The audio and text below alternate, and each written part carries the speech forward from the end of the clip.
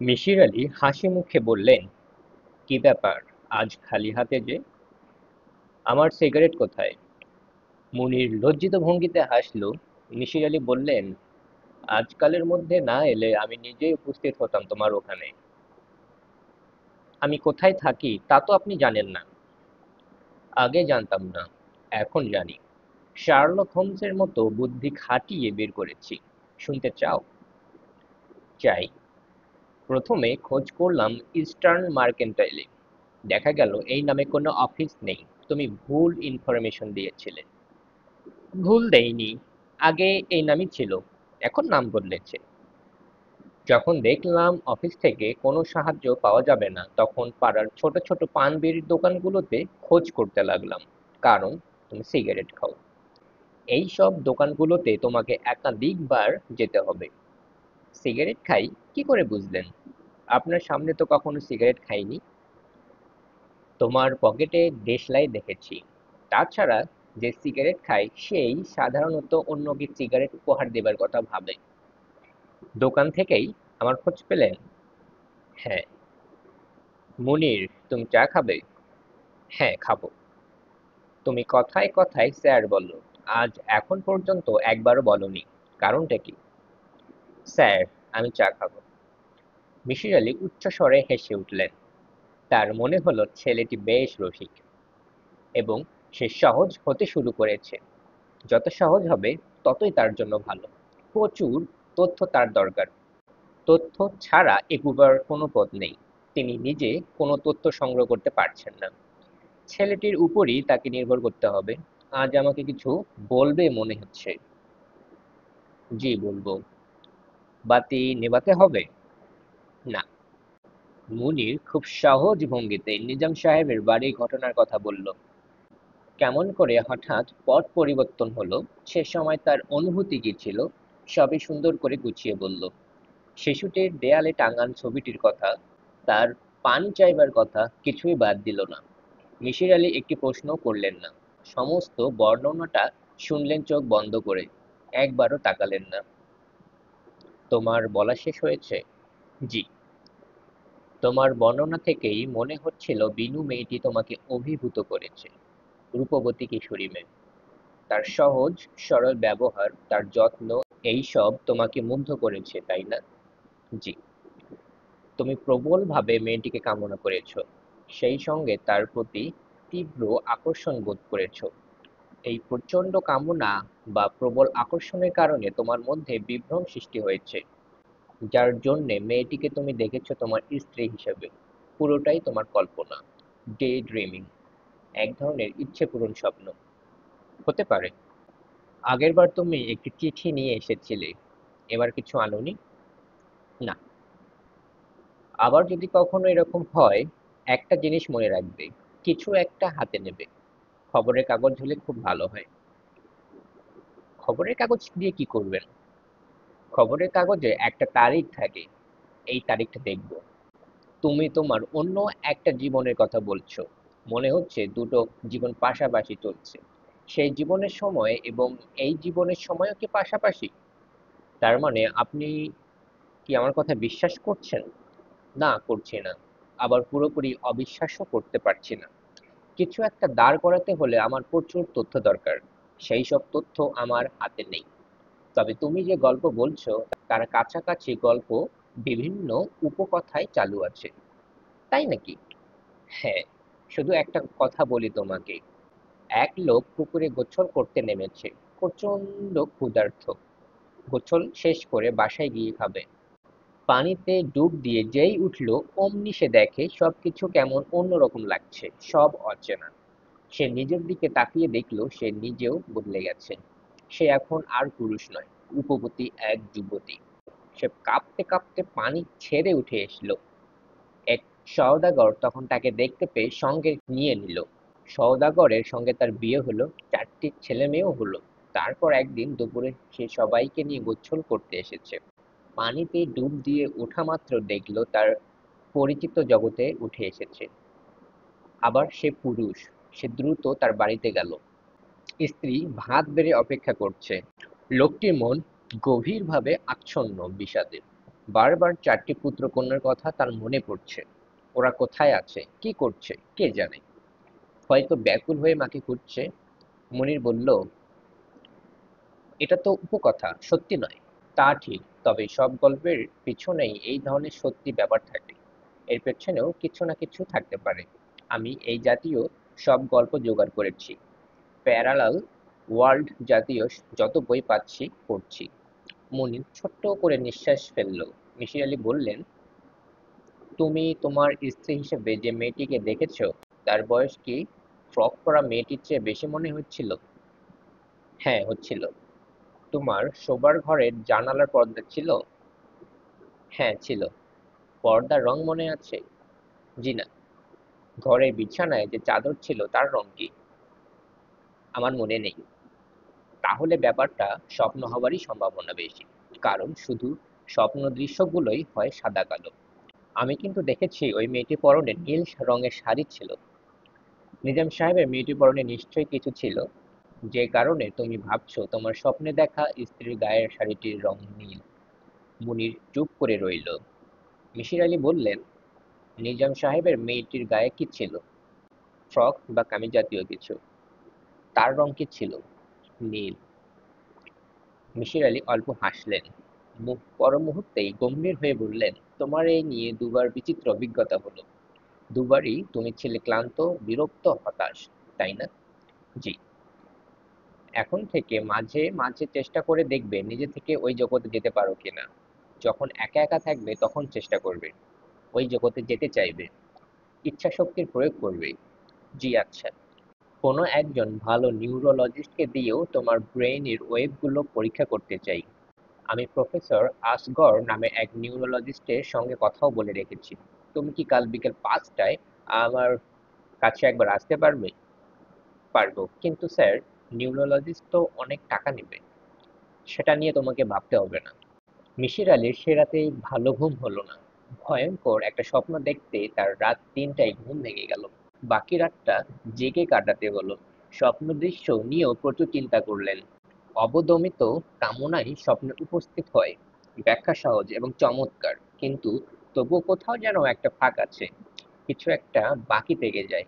সেই কিছুর রহস্য কি কোনোদিন ভেদ হবে? আচ্ছা, পশু পাখি একবারও কি স্বপ্ন দেখে? অবদমিত কামনা কি তাদের নেই?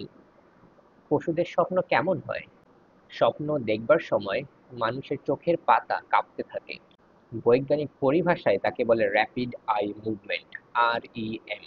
ওই জাতীয় কম্পন তিনি একটি ঘুমন্ত কুকুরের চোখের পাতায় দেখেছিলেন। সেই কুকুরটি কি তখন স্বপ্ন দেখছিল? জানার কোনো উপায় নেই। মিসির আলি খানিকটা মন খারাপ হলো। একদিন না একদিন এইসব রহস্যের সমাধান হবে, কিন্তু তিনি জেনে যেতে পারবেন না। মানুষ স্বল্পায়ু প্রাণী, এটাও একটা গভীর বেদনার ব্যাপার। এত বুদ্ধি নিয়ে সৌরজগতে যে প্রাণীটি এসেছে তার কর্মকাল সীমাবদ্ধ। তিনি বাতি নিভিয়ে ঘুমানোর চেষ্টা করছেন, লাভ হচ্ছে না। বিচিত্র সব চিন্তা মাথায় আসছে, একটির সঙ্গে অন্যটির কোনো মিল নেই। আবারও মিল আছেও। অদৃশ্য সেই সুতোয় মিলগুলো গাঁথা। সেই সুতোটির নাম অনন্ত মহাকাল, দ্য ইটারনিটি। নিউরোলজিস্ট প্রফেসর আশগর বিশালদেহী মানুষ, গোলাকার মুখ, মাথা ভর্তি টাক, তীক্ষ্ণ চোখ। শিশুরা ভয় পেয়ে যাবার মতো চেহারা, কিন্তু মানুষটি হাসি খুশি। কারণে অকারণে রুগীকে ধমক দেবার বাজে অভ্যাসটি এখনো অর্জন করতে পারেননি। ভদ্রলোক অনেক ঝামেলা করলেন। প্রথমবারের স্ক্যানিং ভালো হয়নি। দ্বিতীয়বার করলেন, কিন্তু কিছুই খুঁজে পেলেন না। চোখে পড়বার মতো কোনো অস্বাভাবিকতা ব্রেইন ওয়েবে নেই। তিনি হেসে বললেন, আপনি তো একজন খুবই সুস্থ মানুষ। শুধু শুধু আমার কাছে এসেছেন। আপনার অসুবিধা কি? কোনো অসুবিধা নেই। মাঝে মাঝে বাজে স্বপ্ন দেখি, এই অসুবিধা। আজে বাজে তো স্বপ্ন সবাই দেখে, আমিও দেখি। একবার কি দেখলাম জানেন? বাংলা একাডেমিতেই গ্রন্থমেলা হচ্ছে। আমি শুধু একটা আন্ডারওয়্যার পরেই সেই গ্রন্থমেলায় ঘুরে বেড়াচ্ছি। হা হা হা। মুনির হেসে ফেলল। মিসির আলি বললেন, বাংলাদেশে ক্যাট স্ক্যানের কি কোনো ব্যবস্থা আছে? আমি এই ছেলের ব্রেনের একটা ক্যাট স্ক্যান করতে চাই। শুধু শুধু ক্যাট স্ক্যান করাবেন? পুরোপুরি নিঃসন্দেহ হতে চাই যে ওর মস্তিষ্কে কোনো সমস্যা নেই। বাংলাদেশে ক্যাট স্ক্যানার নেই। মাদ্রাজে নিয়ে যেতে পারেন, সেখানে আছে। ডাক্তারের চেম্বার থেকে বের হয়ে মিসির আলি বলল, তোমার নিশ্চয়ই পাসপোর্ট নেই। জি স্যার। কাল সকাল 10টার দিকে এসো। পাসপোর্ট অফিসে গিয়ে একটা দরখাস্ত করে দিই। পাগল হয়েছেন নাকি স্যার? আমি পাগল কেন হব? পাগল হচ্ছে তুমি। তাও পুরোপুরি হবার আগেই একটা ব্যবস্থা করা দরকার। অনেক টাকার ব্যাপার স্যার। তা তো বটেই। আমার কাছেও এত টাকা নেই। একটা ব্যবস্থা করতে হবে। পাসপোর্টটা তো করা থাকুক। চা খাবে নাকি? এসো চা খাওয়া যাক। দুজন চা খেতে নিঃশব্দে গেল। চায়ের দোকানে রেডিও চলছে। মিসির আলি অন্যমনস্ক ভঙ্গিতে রেডিও শুনছেন। তার চোখ ছায়াচ্ছন্ন। গানের বিষাদ তাকে স্পর্শ করছে। যখন মইরা যাইবারে হাসন, মাটি হইব বাসা, কোথায় রইব লক্ষণ চিরি, রঙের রামপাশা। মুনির অবাক হয়ে লক্ষ্য করল, মিসির আলির চোখ দিয়ে পানি পড়ছে। এই মানুষটির প্রতি গভীর মমতা ও ভালোবাসায় মুনিরের হৃদয় আর্দ্র হলো। পৃথিবীতে ভালো মানুষের সংখ্যা কম, কিন্তু এই অল্প কজনের হৃদয় এত বিশাল যে সমস্ত মন্দ মানুষ তারা তাদের হৃদয়ে ধারণ করতে পারে। মিসির আলি রুমাল বের করে চোখ মুছে অপ্রস্তুতের হাসি হাসলেন। থেমে থেমে বললেন, মানুষের মন বড় বিচিত্র। এই গান আগে কতবার শুনেছি, কখনো এরকম হয়নি। আজ হঠাৎ চোখে পানি টানি এসে এক কাণ্ড। চলো ওঠা যাক। মুনির বলল, একটু বসুন স্যার, আপনাকে একটা কথা বলি। বলো। ওই দিন আপনি আমাকে বলেছিলেন চেষ্টা করতে, নিজে নিজে ওই জগতে যেতে পারি কিনা। চেষ্টা করেছিলে? জি, আমি যেতে পারি। ইচ্ছে করলেই পারি। কি বলো? হ্যাঁ স্যার, গত 3 দিনে আমি 4বার গিয়েছি। যাওয়াটা খুবই সহজ। মিসির আলি চুপ করে রইলেন। মুনির বলল, আমি আপনার জন্য দুটো জিনিস ওখান থেকে নিয়ে এসেছি। কি জিনিস? দুটো ছবি। কি বলো তুমি? দেখি। মুনির একটা খাম এগিয়ে দিল। মৃদু গলায় বলল, বাসায় গিয়ে দেখবেন স্যার, প্লিজ। মিসির আলি কৌতূহল সামলাতে পারলেন না। দুটো ছবি দেখলেন। একটি বিয়ের ছবি, বর এবং কনে পাশাপাশি বসে আছে।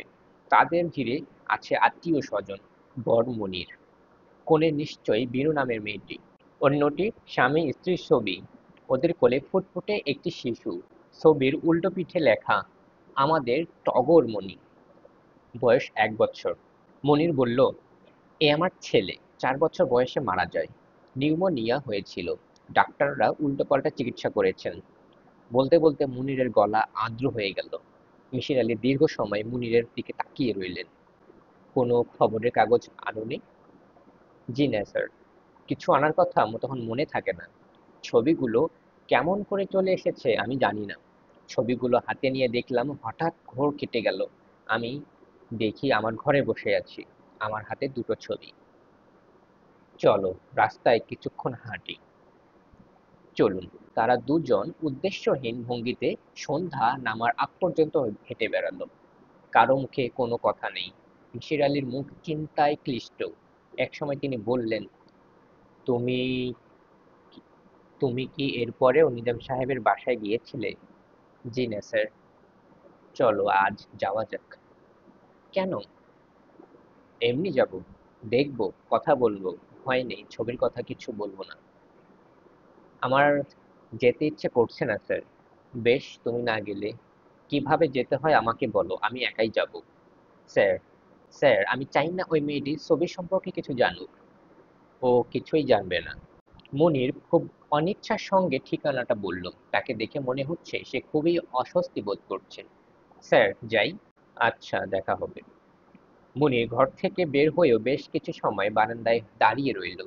যেন চলে যাবার ব্যাপারটায় তার মন ঠিক সায় দিচ্ছে না। আবার না যাওয়াটাও মনোপুত নয়।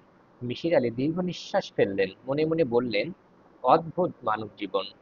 মানুষকে আমৃত্যু দ্বিধা এবং দ্বন্দ্বের মধ্যে বাস করতে হয়। তিনি নিজেও তার জীবন দ্বিধার মধ্যে পার করে দিয়েছেন। সমাজ সংসার থেকে আলাদা হয়ে বাস করতে তার ভালো লাগে, আবার লাগে না। মানুষের মঙ্গলের জন্য তীব্র বাসনা অনুভব করেন।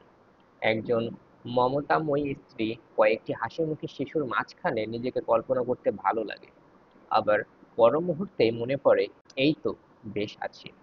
বন্ধনহীন মুক্ত জীবনের মতো আনন্দের আর কি হতে পারে? পুরোপুরি নিঃসঙ্গ তো তিনি নন। তার ব্যক্তিগত লাইব্রেরির দিকে তাকালে মন অন্যরকম হয়ে যায়। সারি সারি বই, কত বিচিত্র চিন্তা, কত বিচিত্র কল্পনার কি অপূর্ব সমাবেশ! এদের মাঝখানে থেকে নিঃসঙ্গ হবার কোনো উপায় নেই। মিসির আলি বইয়ের দিকে তাকিয়ে চোখ বন্ধ করে হাত বাড়ালেন। যে বই হাতে উঠে আসে সে বইটি খানিকক্ষণ পড়বেন। এটা তার এক ধরনের খেলা। সবসময়ই এমন একটা বই উঠে আসে যা পড়তে ইচ্ছে করে না, আবার পড়তে শুরু করলে ভালো লাগে। আজও তাই হলো, কবিতার বই হাতে। এই একটি বিষয়ে পড়াশোনা তার ভালো লাগে না। কবিতার বই সজ্ঞানে কখনো কেনেননি। এখানে যা আছে সবই নীলু নামের তার এক ছাত্রের দেয়া উপহার। মেয়েদের এই এক অদ্ভুত সাইকোলজি, উপহার দেবার বেলায় কবিতার বই খোঁজে। মিসির আলি বইটির পাতা উল্টাতে লাগলেন। ইংরেজি কবিতা। কার লেখা কে জানে, অবশ্য নামে কিছু যায় আসে না। তিনি ভ্রু কুঁচকে কয়েক লাইন পড়ার চেষ্টা করলেন। I cannot see what flowers are at my feet, nor what soft incense hangs upon the boughs. এর কোনো মানে হয়? কোনো মানে হয় না। তবুও পড়তে এত ভালো লাগে, মিসির আলি পড়তে শুরু করলেন।